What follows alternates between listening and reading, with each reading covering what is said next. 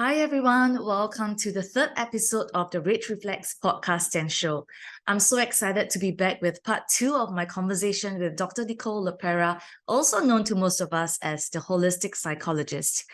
I also wanted to take some time to thank those of you who wrote into me and shared with me what you've learned from the first part. And I can't wait for you to listen to the second part because it's also packed with so much insights, wisdom, and tools from Dr. Nicole. And we're going to talk about different other topics here. In part two of my conversation with Dr. Nicole, we are going to deep dive into the impact that our upbringing and early conditioning by caregivers and society have on the way that we see ourselves, treat ourselves and others now as adults and some of us parents. Are we repeating and recycling the same old unexamined stories and habits that aren't serving us? In what ways are our unhealed inner child wounds keeping us from showing up intentionally, from making new and better choices for ourselves every day in order to become the person we wish to be? I also got to ask Dr. Nicole, why is it that so many of us feel so unworthy? We talked about how our outdated beliefs affect our sense of self-worth and relationships. We are conditioned until we awaken, says Dr. Nicole. So without further ado, let's get right into the conversation and find out together how we can take the first step towards becoming more aware and begin to reparent our inner child to heal and create a new reality for ourselves. I know, I love that because then it brings me to my next point on conditioning, which happens at the subconscious level from when we were born, right?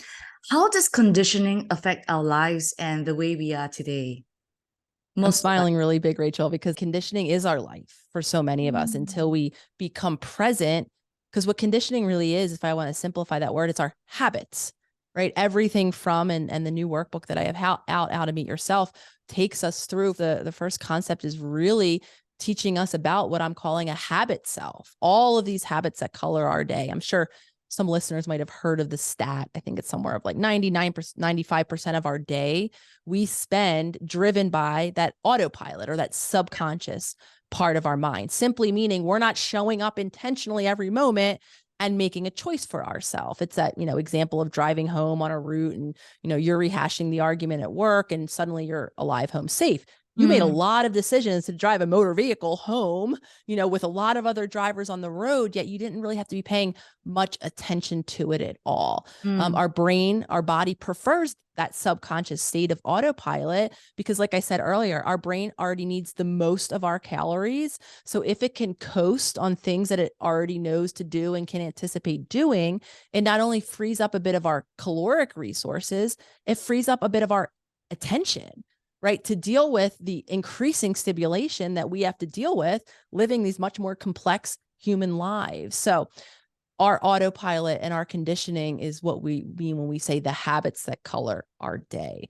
So really becoming consciously present and aware of what are those like typical ways that you just go about, maybe just starting with our body, like the workbook does. The whole first section, once we learn how to become conscious, is let's begin to pay attention to how we're caring for our body, right? What do meal times look like? How much rest, just even focusing on those nervous system based areas, how much rest, how much movement are typically present in any given day? What are my body habits? And then similarly, we can peel back the next layer of the onion. Our mind is just as conditioned as our body, right? So our body will go about caring for our body, typically in the same ways that our body was cared for. We learned to care for our body in childhood, right? So same with our mind. I use the example of ego. It's a perfect example.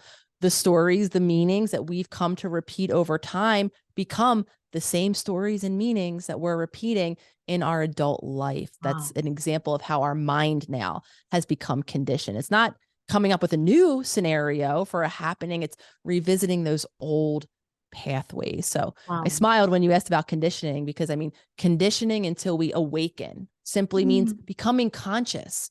What is this old autopilot that's been driving my choices and my reactivity and how I tend to my emotions? What's going on there? Because you'll always hear me break down any process of change into two really simple steps.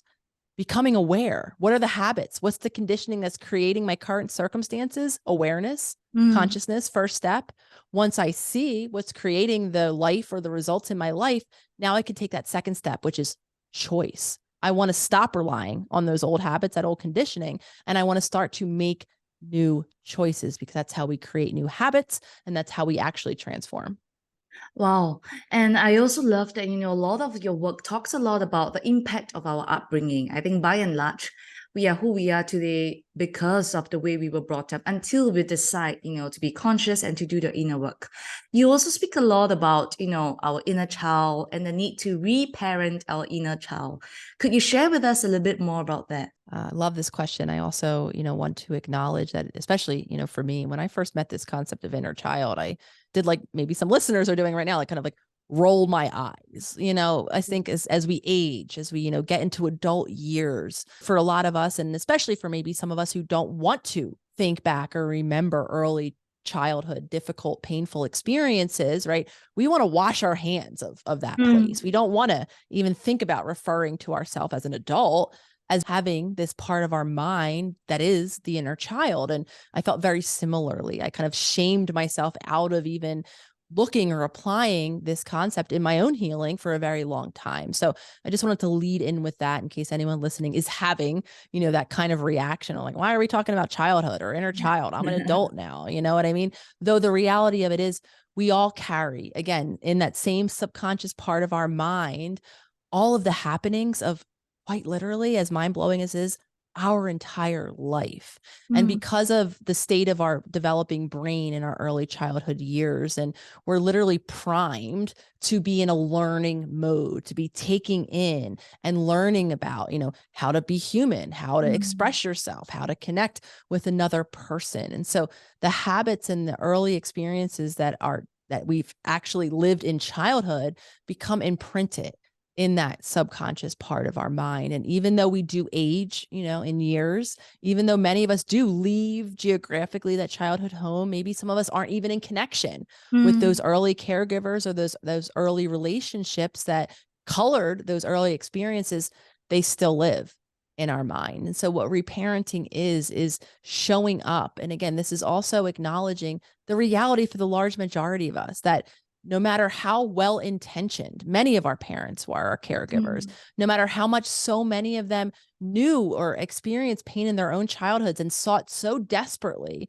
to do different and to give us a different experience as their children, so many of them are limited by their own learning, by their own conditioning, by the tools and information that have been or are still accessible to them. So despite well intentions, and again, the old saying here at least is do as I say, not as I do. The reality of it is in that early learning stage of childhood, children are far greater impact is around what they're seeing modeled. So saying all that to say that so many of us are carrying wounding from this early time when our needs weren't consistently met, our physical needs, our emotional needs, where we didn't have, again, that safe, supportive environment of another human who is even curious in us being separate than them and exploring who we are, what we think, what we feel, what we want, right? It's a big task to be a parent. So the large majority of us are carrying habits that were born as adaptations in that early environment where we didn't have either someone consistently physically present to tend to our body's needs or emotionally present to create that safety and that curiosity where we learned how to literally express ourselves, express our feelings, and relate to other people. So simply what reparenting is similarly, I'll break it down in those same two lines, becoming aware of those habits that aren't serving us, that aren't allowing us in adulthood to meet our physical needs, to meet our emotional needs, to express ourselves in our relationship. And then reparenting is the making of those new choices to show up more in service of what we need, what we want, and what we wish to be. Wow. And, for me as a parent myself, it's very scary, the impact that we have on our kids. So what would you say to parents today? What are some things that you think we as parents need to be absolutely aware of? I think it's incredibly scary. I can understand that feeling. And like I said, I think it's one of the biggest, if not, the biggest job, right? A lot of Yeah. us, we even when we're parents, I think a lot of us even shame ourselves as like not doing more, wanting to have a job on top of parenting. I mean, parenting in and of itself, showing up in service of shaping another human's life. I mean, I don't know anything, or I haven't met a profession that is as big as that. So I want to share compassion as being my major message to parents, especially as I'm imagining you hear me talk and you want to do better for your kids, and you might have all this to-do list on, what you're going to do or say to them.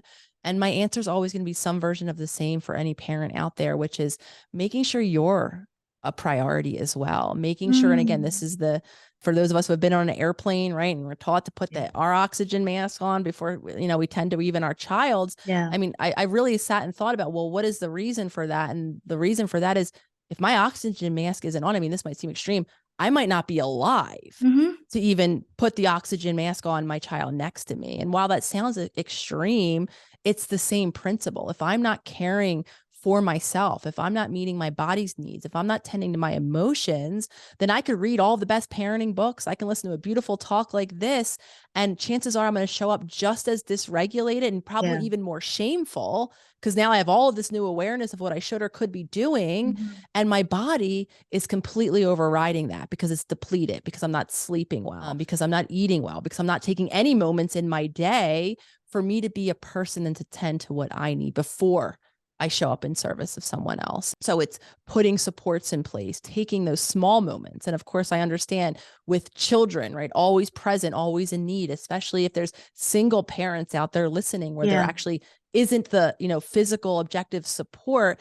It's finding small moments in the day. It's maybe recruiting and finding the support. I actually just saw one, a parent posted on, I think it was Instagram. And I love this post because they were sharing that they found at their local Y. So the Y is a kind of a community center that usually has a gym here in the States. It's called the YMCA or the YWCA. And it offers oftentimes affordable, if not, super low cost memberships. And this particular Y community center offers childcare at a particular hour. So this person posting, and I just wanted to share that. I think that was a really creative way, right? Made that their gym time, because I think they give the children there like an hour and a half of daycare while the parent is working out. So that parent was able to get that hour and a half, even if they just hid in the steam room, or in the thing and didn't do anything, but really was able to utilize that childcare service. So I just want to bring it up as a creative way that I was struck by, because I know, again, sometimes resources are limited. Sometimes time is limited, though. Again, what our children are going to feel is our level of connectedness, our level of groundedness. They're going to be much less impacted by us saying the right things. And this doesn't matter when this journey of awakening happens, because I often then get asked, is there a point of no return? My child is in adolescence. Oh, my child's an adult already. Change can happen at any time and can be so greatly impactful at any time. A child experiencing their parent in a new way, shifting the dynamic of their relationship at any age, will be so much more impactful than just determining that it's too late for you and that change isn't needed. Thank you so much for Dr. Nicole for that beautiful reminder. I also want to talk to you about good girl conditioning. And I personally relate to that a lot, especially in the way that I was brought up, that has resulted in me becoming a people pleaser through especially my adult life, until I started to become aware of it and then consciously work through it, and am still recovering from it. So for those of us who might not be as familiar, could you share with us a little bit about it? And I also wanted to ask, is it the same as the nice guy syndrome that you talked about? Because there were so many of my guy friends who sent me that post who also related so much to it. And these, Dr. Nicole, are successful people in their own right, at work, in careers, at home. And that is something that they relate to so much. And I think we feel it so much, especially in our Asian culture. Yeah. So we can even, expand the concept itself to good person.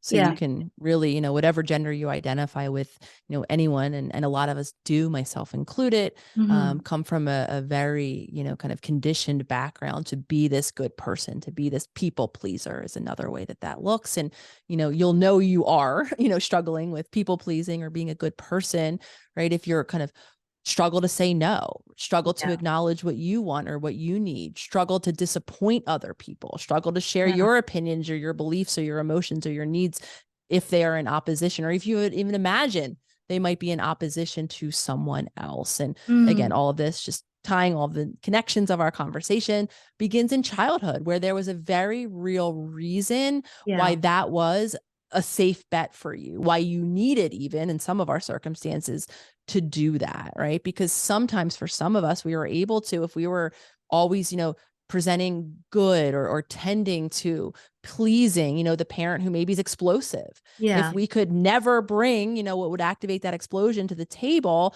then we actually physically keep ourselves safer. Of course, for others, it's not necessarily a physical threat. It's an emotional threat. It's Mm. being like me, rewarded for being stress-free after having a Mm. sister who struggled with chronic health issues and a brother who struggled with chronic behavioral issues, right?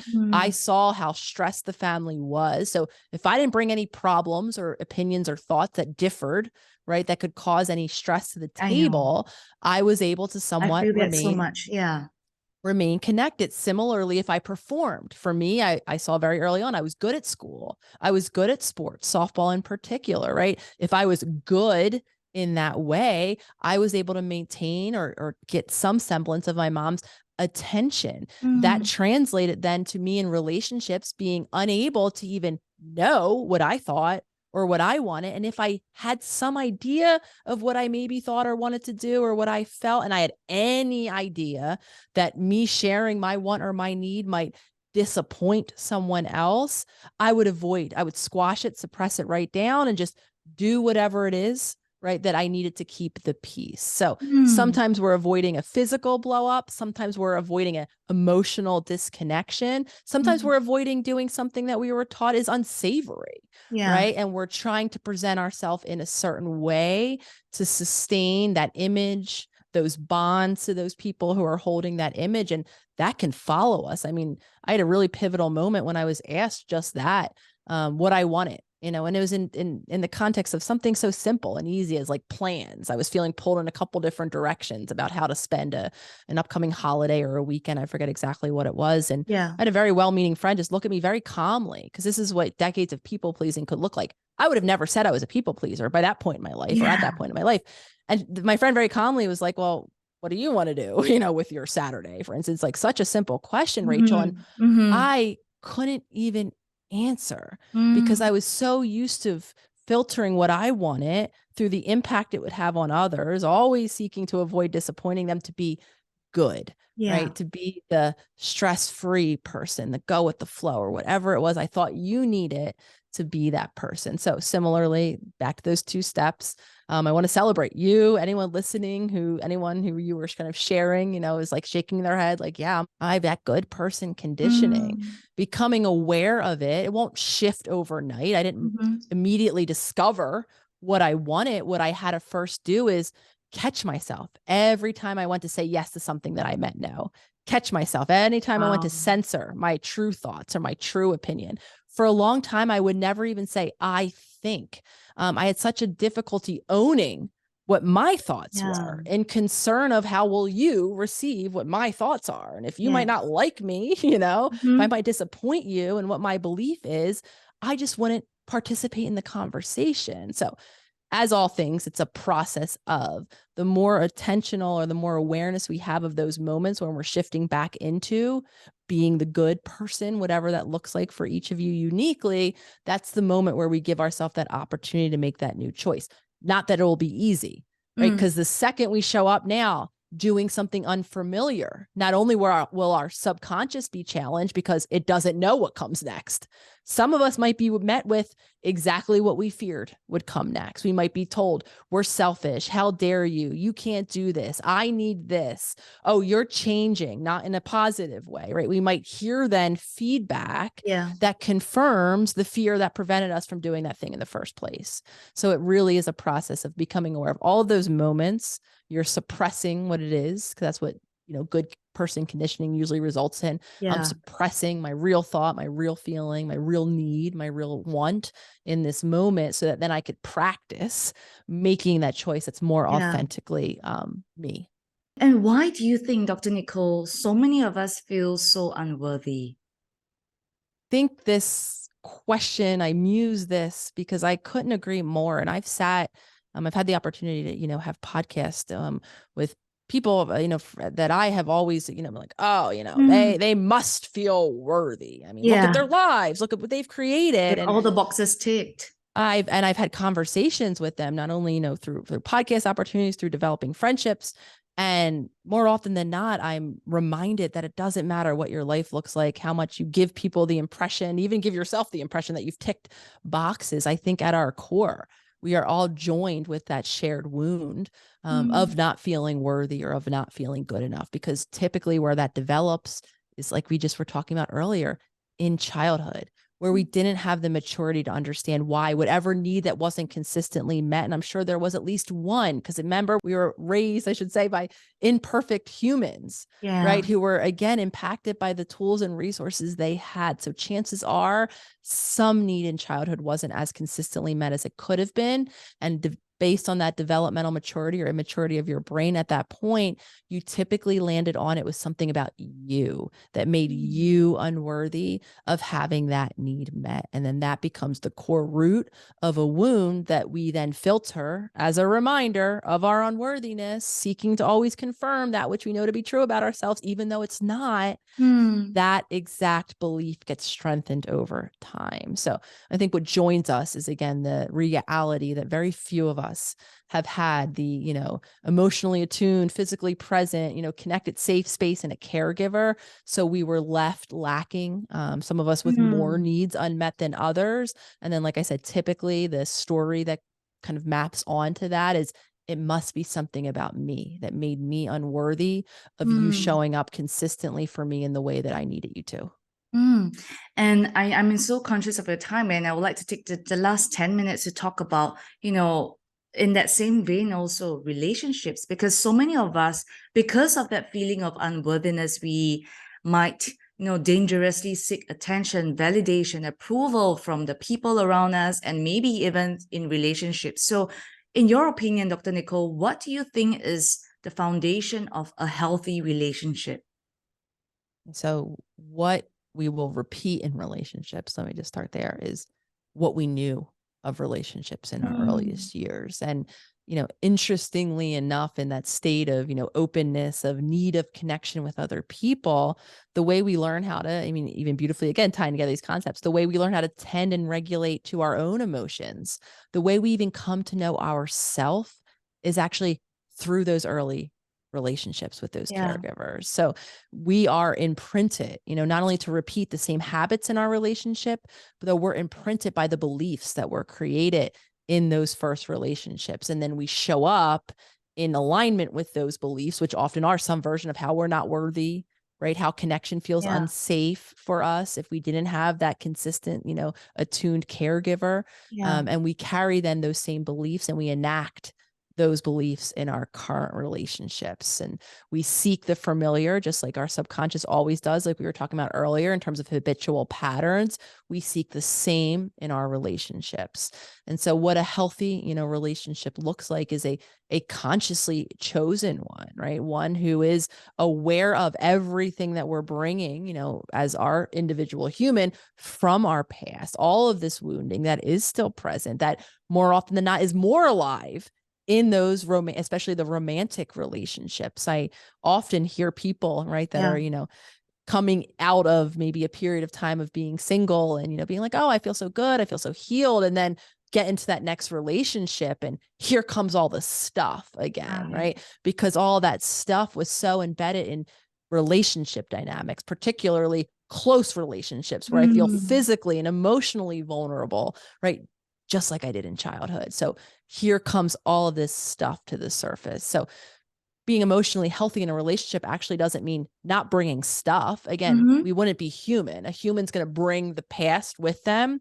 What it means is, though, being conscious to that, understanding all of the ways that the past is shaping who I am and how I am now, and giving myself those opportunities more often than not to live in choice, to, address issues and conflict, which are natural parts of our relationship. I know a big part of my good person conditioning was to avoid conflict at all cost. Yeah. To say or do whatever it is I think that you wanted or needed for me Yeah. to say or do that, to not get into a conflict.